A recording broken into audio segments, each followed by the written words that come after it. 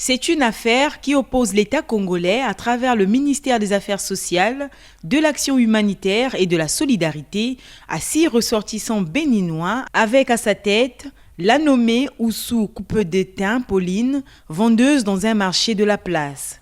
Incarcérés depuis près d'une année, ces accusés sont poursuivis en justice pour avoir effectué le trafic d'enfants béninois dont les années de naissance varient de 2002 à 2006 et de les avoir privés de scolarité et de liberté, chose que la législation congolaise condamne conformément à la loi numéro 22 de 2019 portant lutte contre la traite des enfants. Au cours de l'audience, ces accusés qui ne disposent ni de carte de séjour ni de carte de commerce ont affirmé que les us et coutumes du Bénin leur permettent de faire entrave aux droits et libertés des enfants en leur privant d'aller à l'école pour les initier au commerce ou autres métiers dès le bas âge.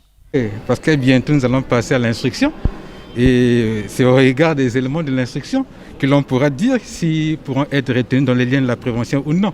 Il s'agit là seulement d'une étude de la personnalité, ça n'a rien à voir avec les éléments constitutifs de l'infraction. En ce qui concerne la culpabilité, on tiendra compte des éléments constitutifs et non des antécédents de personnalité, de trafic d'enfants. Parce que c'est une infraction qui est prévue et punie, la loi qui protège l'enfant en République du Congo. Un échantillon de ces enfants a été présenté à la Cour en présence d'un agent du ministère des Affaires sociales, de l'Action humanitaire et de la solidarité. Ces enfants qui attendent un rapatriement dans leur pays d'origine ont été placés dans un orphelinat. Cette audience, qui a été suspendue, poursuit actuellement son cours après l'étape de l'enquête de moralité.